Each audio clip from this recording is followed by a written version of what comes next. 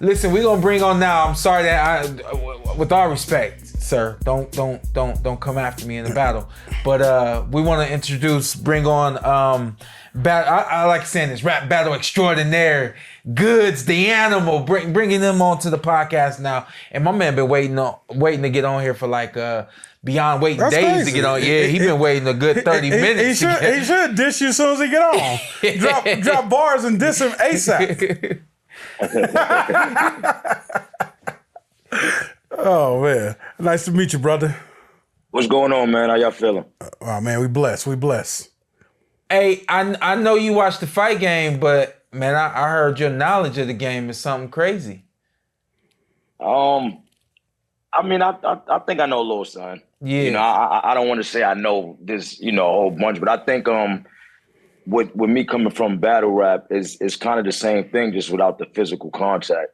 Like, when you look at it, preparation, going into rounds, breaking down your opponent, it's all the same, just with words. One is with words and one is with physical contact. I watched one, and to that point, I ain't really know it was all like that, but y'all really do break down some footage.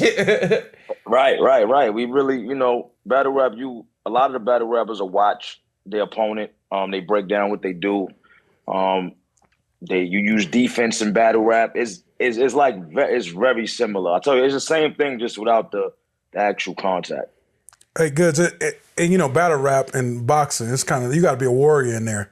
And it's kill or be killed. You show any signs of weakness, it's a wrap. Is there anything you won't touch? Because y'all talk about everything. Right. Everything. Everybody's style is different. So with me, my style is more of breaking you down and making people look at all your flaws. You know what I'm saying? We have other battle rappers that's like very disrespectful, like a battle rapper named Arsenal. Y'all can look at him. He's like, he says stuff about your kids. It don't matter. With me, honestly, I feel I leave kids out of it just because I have a daughter and stuff like that. So I don't think you got to go that far. But battle rap is no rules, to be real with you. So, Yo, I had a comedian. I'm not gonna say who it was, but when everything was going down with Fox and he was in the hospital and all that, he kept everything very, very quiet. And the comedian said he ain't letting nobody see nothing because he knows if we hear or see anything, we're gonna talk about it. And he said he don't want to come out of the hospital and have to deal with what we've,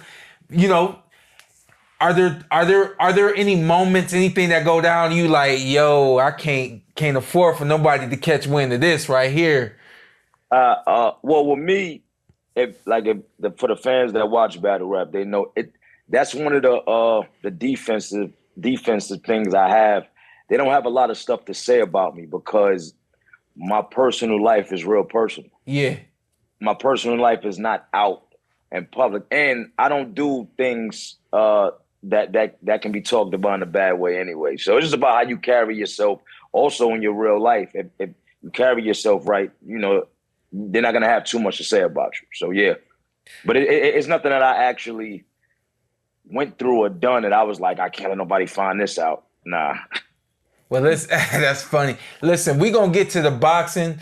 I want you to kick something when we get to the end of this. And also, shout out to Immortal Technique. I saw him at the fights on fight night. And we're in passing. I ain't going to make no excuses. But I looked him in the eyes, and what I was thinking came out my mouth. He said, he grabbed me. I seen him. We dapped. I said, I know you. You don't remember? I was like, oh my God. I was having a moment. I said, I know you. He said, come on, man, Immortal Technique. I was like, oh my God, just melted right there. So, but he kicked something when we had him on the show. Yeah. And that thing was clean. So we're going to have to find that clip, man, and repost that. That's fire. When the fights was announced at Times Square, were you like, I'm there? You know what I mean? Like, what were you thinking when you found out that the fights was going to be down there? Honestly, fights outside take away from the feel of boxing to me. I don't like fights outside. It takes away the whole feel of boxing. Doing a fight in Times Square, I wasn't a big fan of it, to be totally honest. And I'm from New York. Yeah. I'm New York.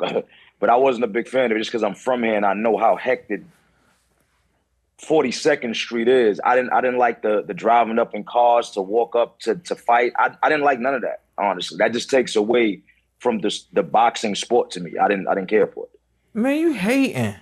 No, I mean, if you're a real boxing fans, I think back in the 80s they used to fight outside here, but like we used to the inside, the crowd, the energy. That's what I'm using. I think that's what makes the matches. I feel like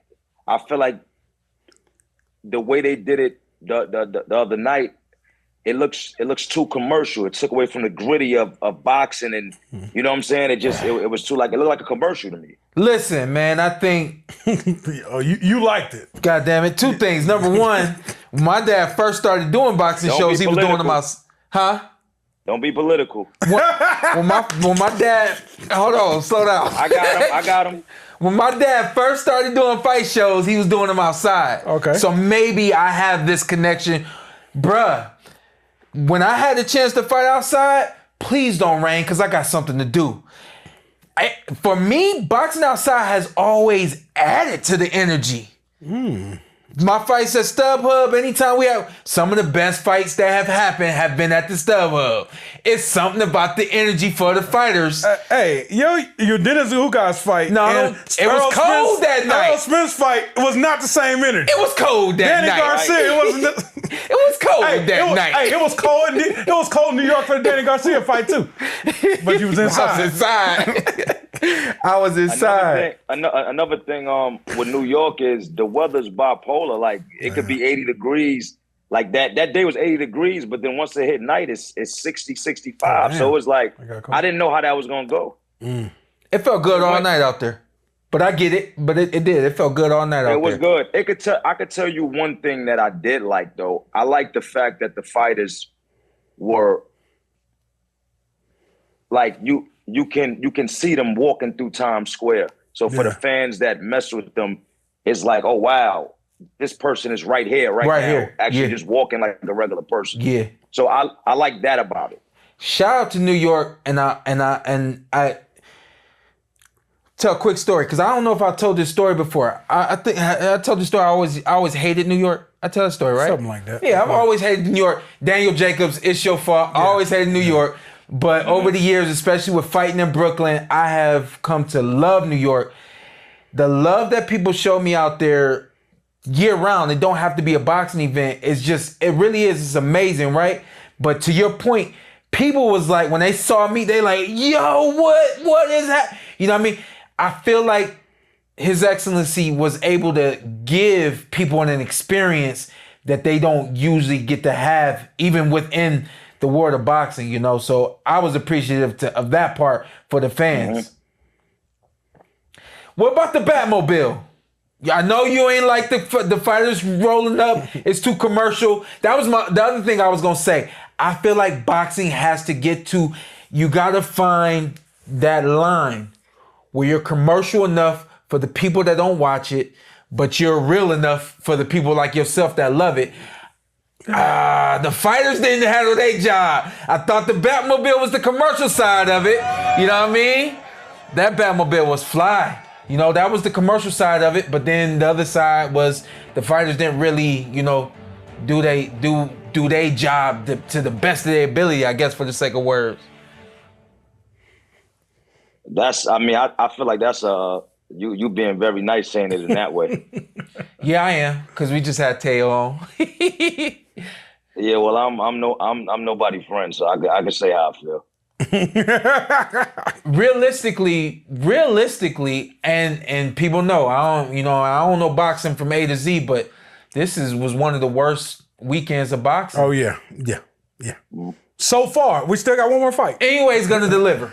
Anyway, he's gonna deliver. We never know. More than likely because he's indoors, but he's gonna deliver. He's gonna deliver.